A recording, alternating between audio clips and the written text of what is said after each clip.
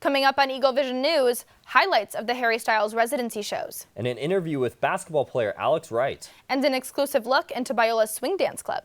All this and more coming up on Eagle Vision News. Earlier today, both.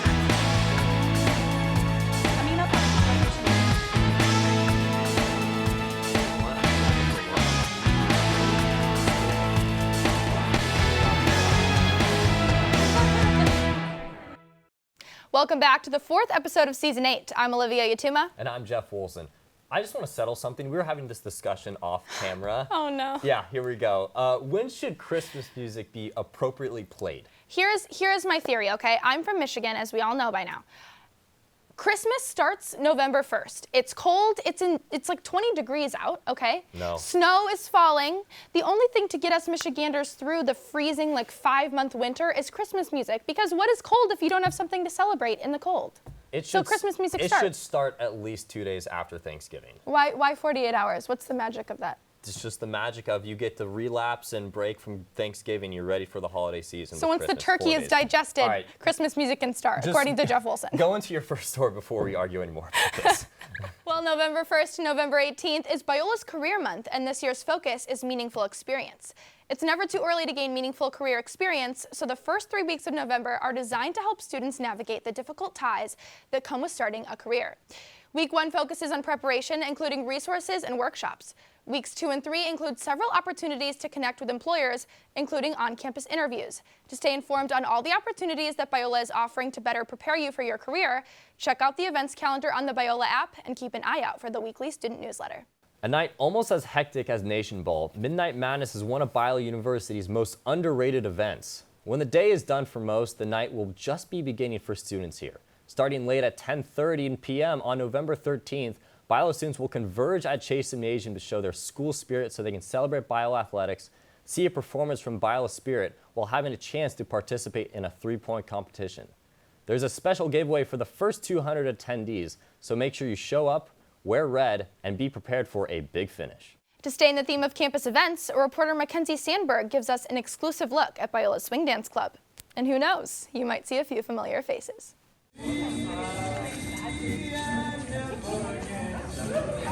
Every Friday night, Biola's Swing Dance Club turns on some classic jazz tunes to make the pavilion right outside of Heritage into a dance floor. And last Friday, you might have seen a few familiar faces take their chance in learning how to move their feet. I am here at Biola's Swing Dance Club where me and the co-anchors of Eagle Vision are learning how to swing dance. As you can see, there's a lot of experienced dancers here and we are the newbies, so we're doing it to the best of our abilities. Sophomore and leadership member Timothy House shares how he got involved in the club. The first week I showed up with a bunch of friends and I just really loved it, and I've been coming ever since. The club always starts off the first hour with a corporate lesson on a specific swing dance move. You know how you ended with the pretzel side to side? So we're gonna just start. I'm just gonna show you first. I can tell you firsthand that Timothy was an incredible help in our journey figuring out the pretzel move, which is just as twisty and hard as it sounds. So your right arm goes over her head.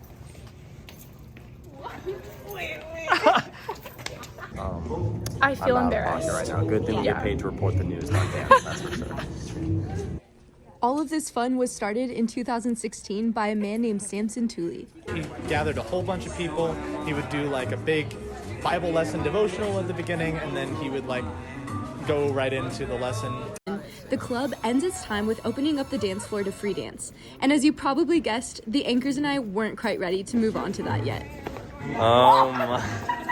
I'm hiding behind Jeff because I don't want anyone to ask him to be my partner. Hey. But we had a lot of fun out here. Make sure I think it's every Friday night they do this out here next to Heritage, so you guys should stop by. Thank you so much, Mackenzie. I'll tell you, Olivia, I had a great time at that event. So did I. It was really fun. I love learning the sushi roll and the pretzel. Yeah. I don't think I got those moves down very well. Me neither. No, not at all. But I have that dance in the back of my pocket now, so whenever I go dancing, I got the moves. And his girlfriend made a special appearance. I don't know if you saw that in the package. Yes, but she did. She was definitely showing him up. She was a pro dancer. She had the moves too, just like kind of how Harry Styles is kind of moving across the country with his tour going on right now. With his tour? Yeah, well, speaking of, reporter Fashion Castillo is here to tell us why Harry never goes out of style. Since the release of his sophomore album, Harry's House, on May 20th, Harry Styles has had a plethora of different events for fans to look forward to.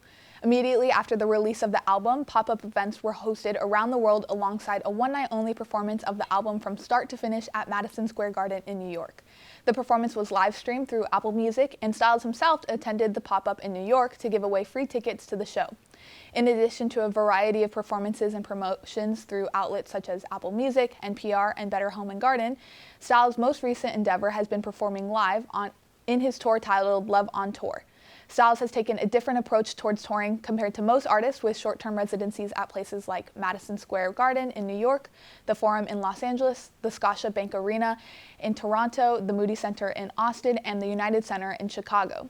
Recently, at one of his longer residencies in Los Angeles, Styles had to postpone 3 of his shows due to a band illness. In an Instagram announcement, Styles said, quote, "Until very recently, I haven't had to postpone a show due to illness in the 12 years I've been touring. I'm so sorry to do it. If there was any way I could do the show, I would." End quote. While some fans are disappointed to see the show canceled, they were excited to see the show rescheduled for January. In the meantime, fans can watch movies that the artist recently started, including Don't Worry Darling and My Policeman, both allowing Styles to expand his horizons.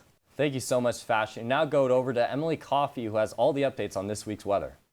Thanks, Jeff. Let's take a look at what's happening in the southeastern United States. Right now, we have a tropical storm, Nicole, making landfall on the southeastern United States, and it could be upgraded to a hurricane. So all of Florida, Georgia, and South Carolina are on watch for what could become a national disaster. But let's take a look at what's happening here in California today. This morning, it was a crisp 52 degrees, warming up to 67 and then back down to 57. So it is a really good time to grab your jacket and maybe an umbrella. We had a little drizzle here this morning in La Mirada. But let's take a look at the national outlook. In the southern states, it is still pretty warm, around 70 or 80 degrees, depending on where you're at. Definitely cooling down in those mid-United States to 60 and 70 degrees. And then finally, up in the northwest, we're seeing the coldest temperatures yet, around 30 or 40 degrees. But let's take a look at what this week will look like for California. On Monday and Tuesday, lots of rain and 64 degrees. Grab your umbrella and a jacket. I know it's been cold for me, but Wednesday, Thursday, and Friday, we're looking at a pause in the rain with some cloudy skies, around 61, 66, and 68. And finally, on Saturday, we're hitting 66 degrees. Still cold enough for a jacket, but maybe good enough to go outside. Back to the desk. Thank you so much, Emily. Super great to have you back reporting the weather. And now let's take a look at what's trending this week. This week's What's Trending is, dare I say, spicy. All 5 members of the iconic girl group, the Spice Girls, reportedly reunited over this past weekend to celebrate bandmate Jerry Horner's 50th birthday, aka Ginger Spice. According to the Daily Mail, Horner was spotted dancing with the Spice Girls to their 1996 hit, Say You'll Be There. A little less spicy and a little more urban, Keith Urban announces his Las Vegas residency beginning its 16-date run starting March 3rd. After part of his tour was canceled in 2020 due to COVID, Urban hopes that all who attend his shows at the Zappos Theater in Planet Hollywood are able to experience, quote, a sense of what brings us all together versus what divides us, end quote. And Jimmy Kimmel is set to host the 95th Academy Awards for the 3rd time. He previously hosted the Academy Awards in both 2017 and 2018. Kimmel said in a statement, quote, being invited to host the Oscars for a 3rd time is either a great honor or a trap. Either way, I'm grateful to the Academy for asking me so quickly after everyone good said no, end quote. To see Kimmel in action, be sure to watch the Academy Awards live from the Dolby Theater on March 12.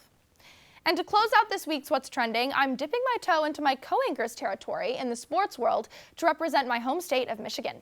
The Detroit Lions snapped their losing streak with a 15-9 win over Green Bay Packers. The Lions got on the scoreboard right before the end of the first half on a first-yard touchdown pass from quarterback Jared Goff to tight end Shane Zylstra, marking his first career touchdown. The Lions opted to go for 2 at the first-yard line where Jamal Williams put the Lions at an 8-0 lead.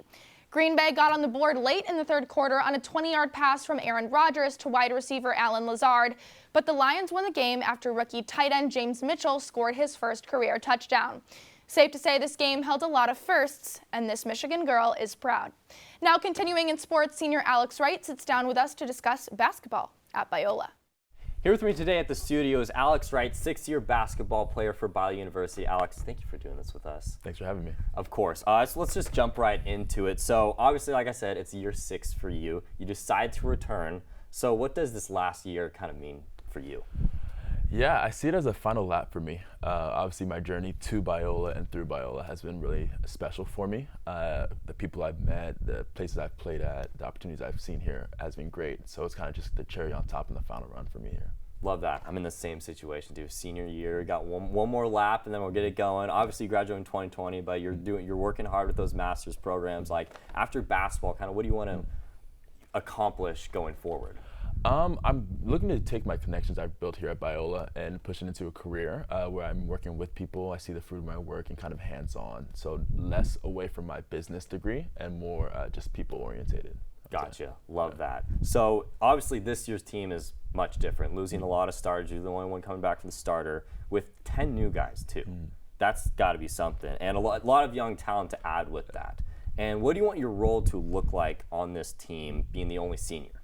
Yeah, since there's so many new guys, obviously there's a lot of ground for my coaches to cover as far as teaching them the way we do things here. So I try to come alongside as any way I can to help be a voice of leadership and a voice of reason for those new guys and kind of help lead them. How we play basketball here, what schemes we use, what different techniques we use, and I kind of help coach them up and come alongside my coaches in that way.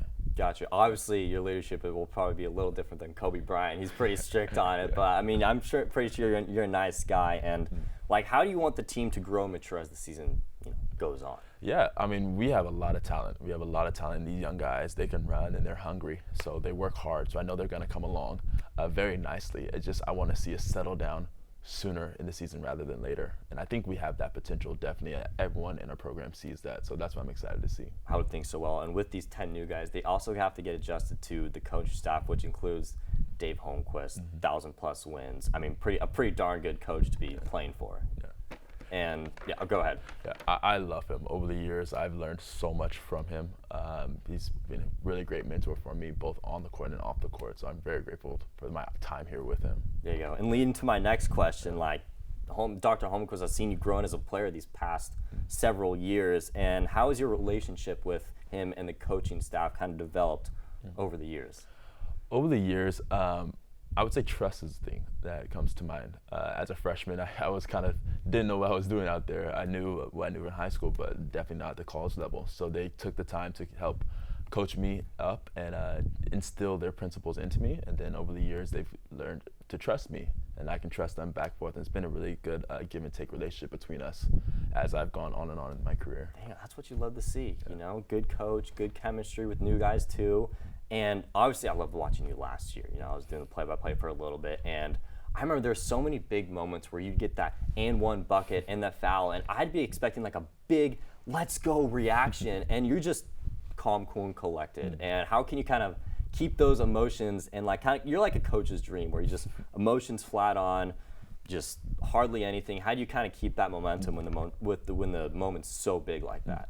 I think that comes from my parents, and one thing they've always taught me is perspective. So even though I'm feeling those emotions as much as anyone, I get fired up, I know perspective, hey, the clock's not over yet, so why am I going to celebrate until it's done, the job's done? So I always think about that. Well, you guys better look forward to Alex Wright and the team coming up on November 14th, who they kick off against Antelope Valley at home. Make sure you guys stay tuned.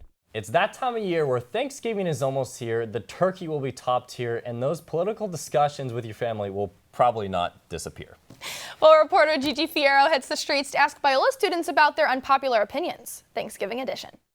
Ladies and gentlemen, we are back. My name is Gigi Fierro, and as a matter of fact, I'm on the street, or the sidewalk at least. Thanksgiving, the holiday to enjoy time with your family, great food, and to argue with your grandparents about your politics. So today, we're going to the streets to ask unpopular opinions about Thanksgiving. All right, let's hit the street. Hi, I'm here with Alexa. Alexa, we're going around campus asking unpopular Thanksgiving opinions. What's yours? Pumpkin pie is better than berry pies. Ooh.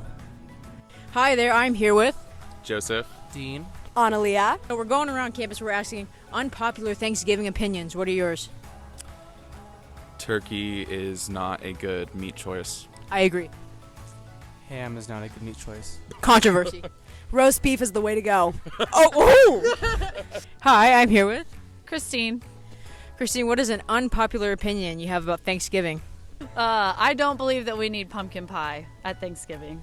It's not one of my favorites. Just excommunicate the pumpkin pie. That's it. Wow, those were some shocking answers. As shocking as this rain is while we're recording the outro. Thank you so much for tuning into this week's episode of Gigi on the Street. If you have any suggestions, go to my Instagram at GigiFiero1 or go to Ecovision's Instagram and just give them some love at BiolaEV. Thank you so much. Back to you at the desk. Thank you so much, Gigi. Now, Olivia, I have to ask, what is your unpopular Thanksgiving opinion?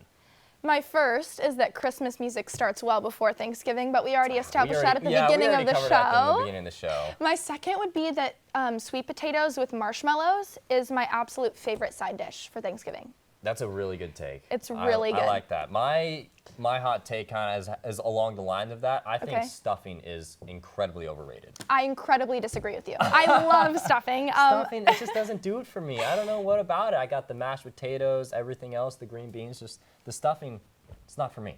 More for me.